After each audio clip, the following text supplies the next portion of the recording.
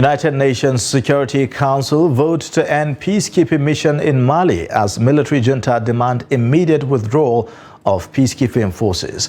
What could be the cost of the UN forces' exit? Also on the program, Sierra Leoneans call for national unity after election irregularities. This is Africa Update on Trust TV, reaching you from Abuja, Nigeria's capital. I am Ayuba Ilia. Welcome to the program.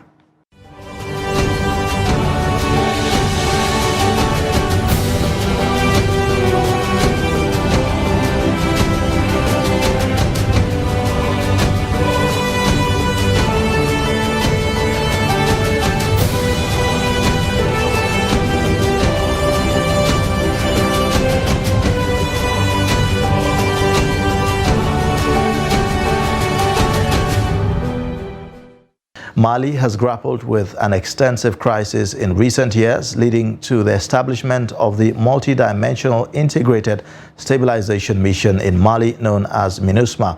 The mission was tasked with supporting the political process, ensuring security, protecting human rights, providing humanitarian aid, and facilitating the return of displaced individuals. However, Mali's Transitional Minister of Foreign Affairs recently called for the immediate withdrawal of MINUSMA, prompting France to draft a resolution to conclude the mission. The peacekeeping operation was the most expensive mission on the books of the UN, costing $1.2 billion per year, and now appears set to wind down, plunging Mali, a country struggling with insurgency, into the unknown. Take a look. I shall put the draft resolution to the vote now. Will those in favour of the draft resolution contained in document S/2023/480 please raise their hand?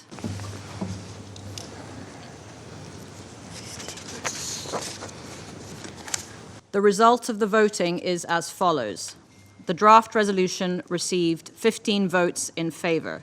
The draft resolution has been adopted unanimously as Resolution 2690 of 2023. Thank you, Madam President. I would like to first thank France as the penholder for its work.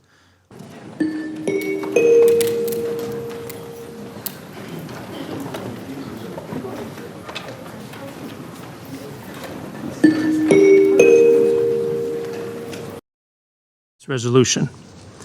While we deeply regret the transition government's decision to abandon MINUSMA and the harm this will bring to the Malian people, we voted in favor of this resolution as we are ultimately satisfied with the drawdown plan this Council has just adopted. We call on all signatory parties to continue their cooperation and avoid any actions that would jeopardize the ceasefire. We note that Now, joining me to talk about this is Wing Commander Musa Salmanu, retired. He is a former UN expert on mission. Thank you so much for joining us on Africa Update, Musa. Thank you so much, and thank you for having me today. Well, you watched the report. This is going to create a vacuum, certainly. We are talking about a 13,000 forces here in this instance, but the people feel that it's time for MINUSMA to go. It hasn't achieved anything. But is this a mistake in your opinion? I think one of the things with UN peacekeeping is that a lot of times they overstay their welcome. This is whether it's real or perceived. You find out that on the ground, people, just like you saw in your report, have certain misgivings about the missions. You find out that, and this is looking at so many other missions where it starts gradually for the need for intervention to hold, in this case, the advance of the jihadists and other, the civil war. Then all of a sudden it goes into something that becomes, will I say, an economy of its own, and people feel that they are becoming rather part of the problem than the solution to that problem. So it's something of a mixed feelings where people, and genuinely feel so, that the UN mission is mopping up into something, and there's a lot of times that feeling on the ground that after 10 years, it's time to really, for the country to assert its independence and take things into its hand. Whether it's a quick, hasty decision and the implication, time will tell. But this will definitely have a lot of impact. I mean, if you think about the jobs, if you think about the humanitarian support of this, if you think about some of the things that the UN mission has championed, for instance, the 2015 Algiers Agreement, you think about, the safety of civilians and the rest of them. Let's start with the issue of humanitarian aid. How will Mali cope with the absence of MINUSMA in delivering relief materials to some of the unreached areas? No doubt the decision of Mali to insist that the United Nations peacekeeping mission should leave is going to have adverse humanitarian consequences, especially on the civilians on the ground. And as you refer to the issue of humanitarian assistance and so on, remember that a large portion of the country is ungovernable, if I'll put it that way, and the Malian troops have not established their own kind of presence and stronghold in those parts of the country, especially the northern part of the country. So you find out that there is going to be that vacuum whereby relief and other assistance cannot get to civilians. In this instance, of course, a lot of civilians are going to suffer, and there will be a lot of humanitarian impact because that assistance will not be able to be taken to the people. So yes, there are a lot of issues of emotions here when you see people or countries saying that the UN should leave. Like in this case, it's because of people are alluding to the fact that there have been a lot of accusations and finger pointing on the military, that's the national military and defense forces, on issues of human rights abuses. And this has infuriated the military and kind of this hasty decision to say that they should leave.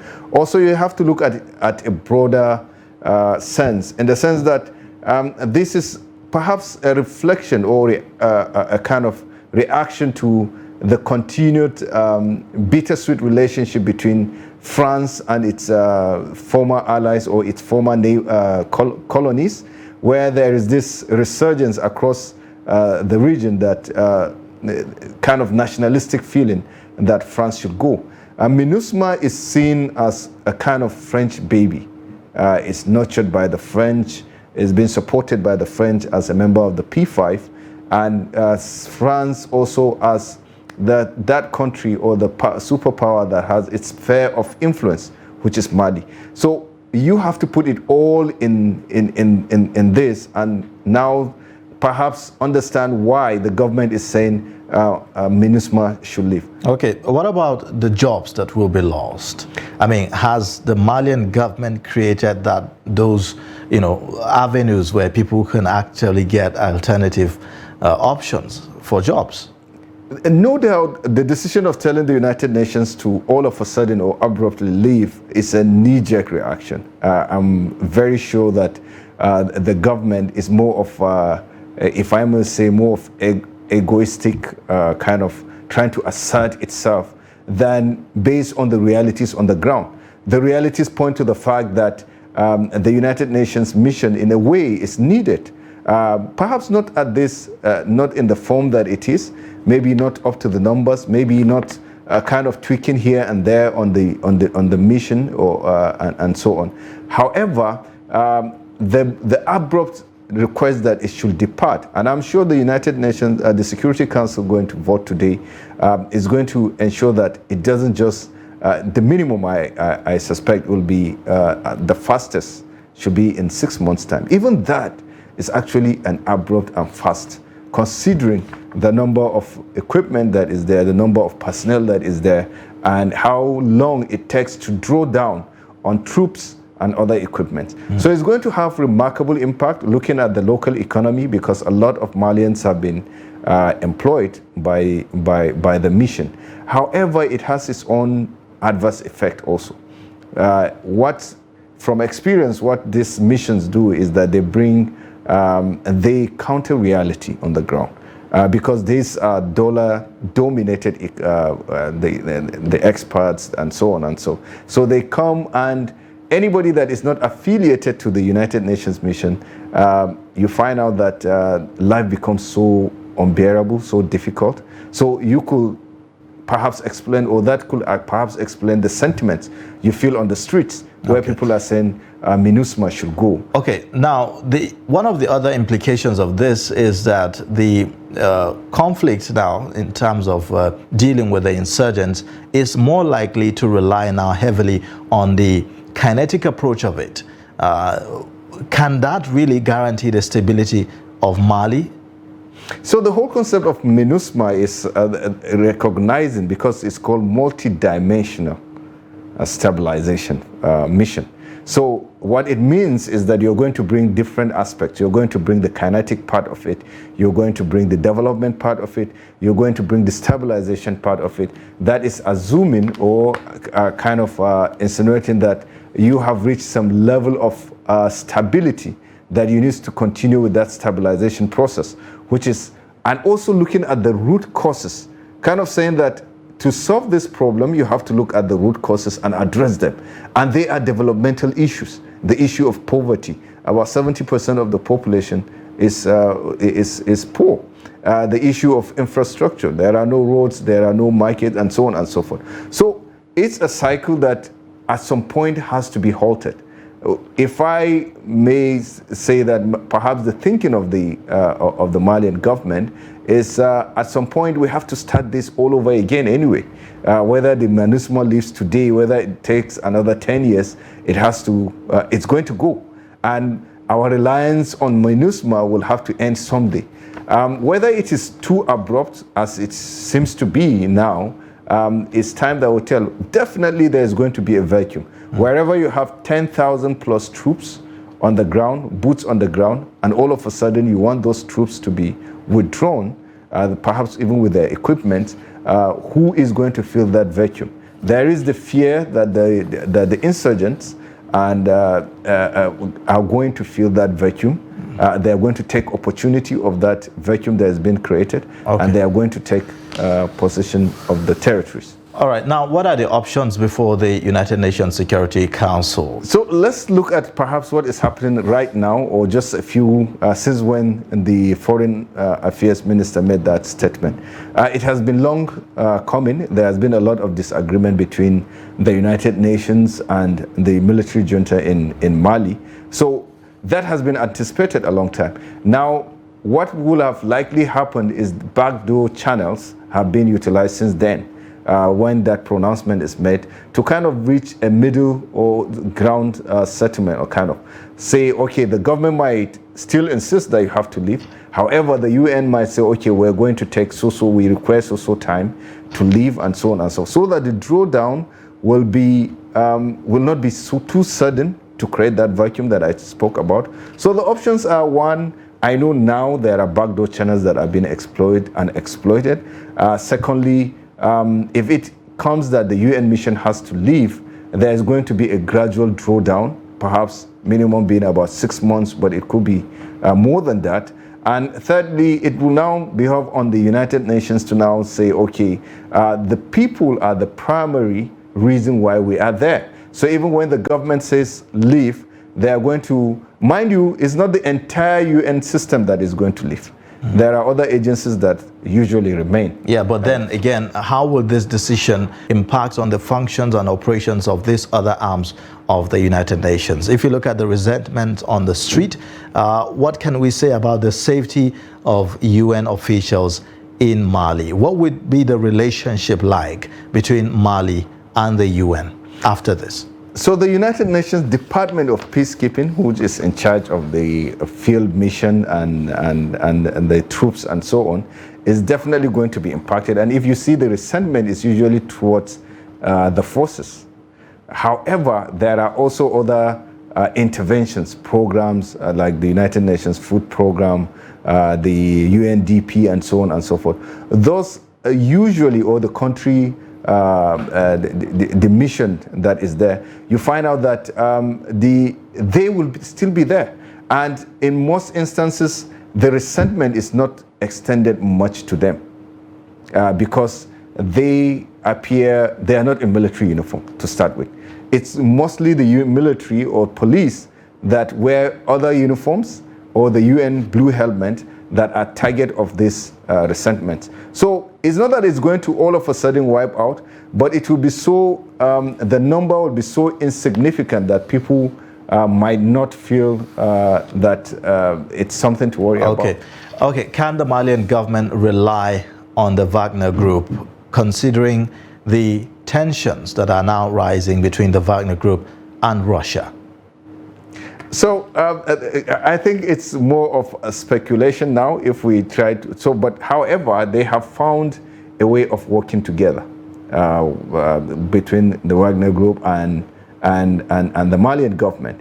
So what happened in Ukraine with the revolt and so on and so forth, in Russia with the revolt by the group, we are yet to see how that impacts on their operations elsewhere.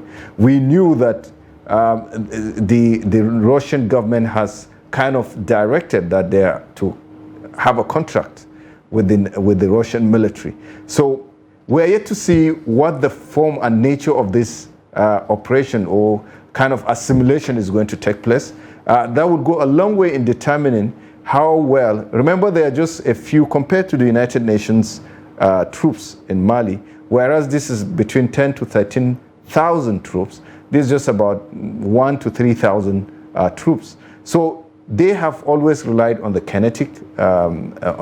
kinetic aspect, and that has always been the problem or the bone of contention, because there are gross human rights abuses or allegations of human rights abuses. The issues of how do you protect civilians in such a wide expanse of land when you don't have boots on the ground, and so on and so forth. Okay. So these issues are going to be aggravated with time. Okay, then finally, how do you put a check on the military junta in Mali to ensure that civilians are protected, that we do not see the, as being reported, the violations and human rights abuses? So protection of civilians is always a major component of every government. In fact, it's the primary responsibility of every government to ensure that its citizens are protected from harm from its own forces, but also from other adversary forces. Here, that's talking about the insurgents and other terrorist organizations. So the Malian government has to be engaged because it is the government in place. Whether it's democratic or not, it has to be engaged in a way that it is brought to ensure that it's able to carry out its responsibilities. Now, the international community has a responsibility in this instance to ensure that it assists the Malian government in complying or discharging that responsibility of protecting its own civilians, like the issue of the responsibility to protect, where the international community should assist the country that has the primary responsibility. If it fails, or if the country is unable to or fails to do that, the international community can even actually intervene. Okay. That is one of the only premises to which it can do that. All right. Well, thank you so much, Wing Commander Musa Salmanu, retired. Thank you for joining us on Africa Update. We look forward to having you again for more perspectives on this. Thank you so much, and I appreciate you having me. All right. Well, you're watching Africa Update. Coming up after the break, Sierra Leoneans call for national unity after election irregularities. Join us again for more.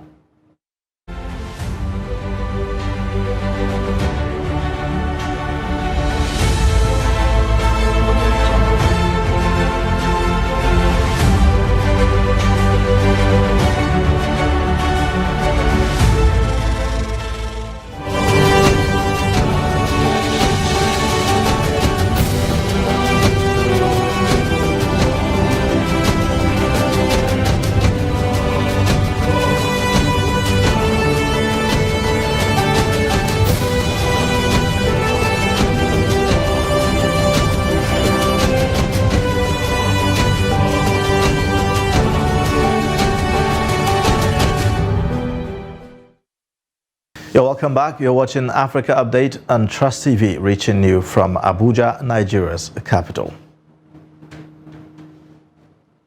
Now, after election irregularities, observers of Sierra Leone's election are raising concerns about vote count irregularities in a ballot that declared President Julius Maada Bio's re-election.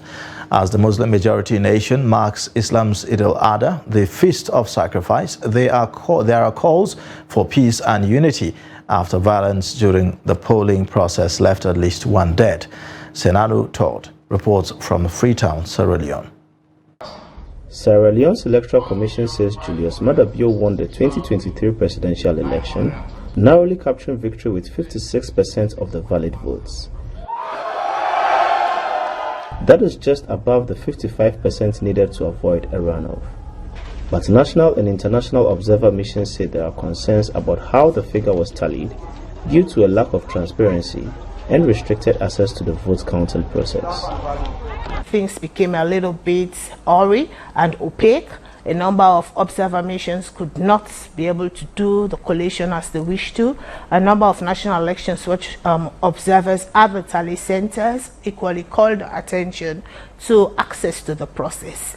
There were access to observe in some areas, in some regions, because regional tally centers were done, whilst in others, access was very limited. National Election Watch, or NEW, has been observing Sierra Leone polls since the end of the 11-year civil war in 2002. The group says none of the presidential candidates met the minimum threshold to secure a win. It also questioned the Electoral Commission's voter turnout figures and rejection of ballots it said were inaccurate.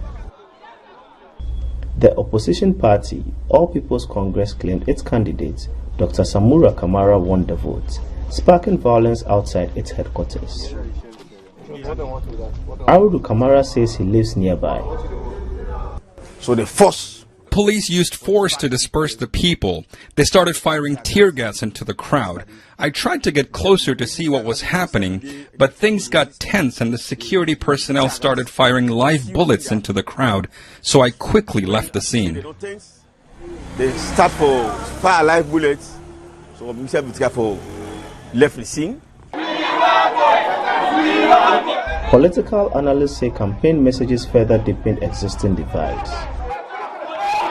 Both political parties, both of their candidates were pelting it.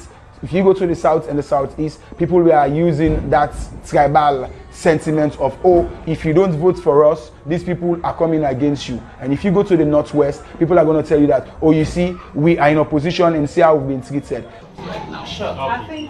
As some families mark the Eid al-Adha, they urge the newly sworn-in president to address the nation for unity. Come on radio, come on TV, do jingles, try and preach peace. Tomorrow is another day. The other elections will be in 5 years' time. So let's try and deal with the situation we have now in terms of moving the country forward. Meanwhile, Sierra Leoneans wait to see what legal steps the opposition parties will take and hope to come out united. Sana Anutot for VOA News, Freetown, Sierra Leone. Now time for us to take a look at Roundup Africa with Chiamaka Nwafo, where we'll bring you stories from across the continent. About 180,000 Zimbabweans working in South Africa will face the threat of being kicked out of the country, even if their children or citizens have welcomed a court ruling to stop the action. Pretoria's High Court ruled the government's plan to terminate their special residency permits was unconstitutional. The High Court's decision is blow to South Africa's Home Affairs Ministry and the win for Zimbabweans, many of whom have been in South Africa for more than a decade, having left neighboring Zimbabwe amid political and economic turmoil during former President Robert Mugabe's rule. Now, a British court ruled Thursday that a government plan to send asylum seekers on a one-way trip to Rwanda is unlawful, delivering a blow to the Conservative administration's pledge to stop migrants making risky journeys across the English Channel. In a split 2-1 ruling, 3 Court of Appeal judges said Rwanda could not be considered a safe third country where migrants could be sent. However, the judges said that a policy of deporting asylum seekers to another country was not in itself illegal. The government is likely to challenge the ruling at the UK Supreme Court. It has until July 6th to lodge an appeal. Former Ivorian President Laurent Gbagbo has had his appeal to be included on the electoral roll in the Ivory Coast rejected by the Independent Electoral Commission, CEI, his party announced in a statement on Friday. Gbagbo lodged an appeal with the CEI on June 8. Gbagbo was convicted in 2018, leading to the loss of civic and political rights and his removal from the electoral roll. In September, 8 million voters are due to go to the polls in the country to re-elect municipal and regional councils, while a presidential election is scheduled for 2025. And finally, gunmen killed at least 20 people this week in an ambush in the west of the Democratic Republic of Congo. The latest episode in a communal conflict that has claimed hundreds of lives in the past year. Human Rights Watch disclosed this on Thursday. According to the Human Rights NGO, the ambush was carried out on Monday by Mumbudu militia against a truck carrying mainly traders from the Teke community near the village of Mulunu in the Kwamu territory, northeast of Kinshasa. A conflict broke out in June 2022 between the Teke, who consider themselves to be the originators and owners of villages located along the Congo River over a distance of around 200 kilometers, and the Yaka, who came to settle after them. And that's the much we can take on Roundup Africa. And that wraps it up on Africa Update. Today, you can join us next week for another edition of the program. Also, watch more via all our social media platforms and also on our YouTube live stream. I am Ayuba Ila. Thanks for watching. Bye for now.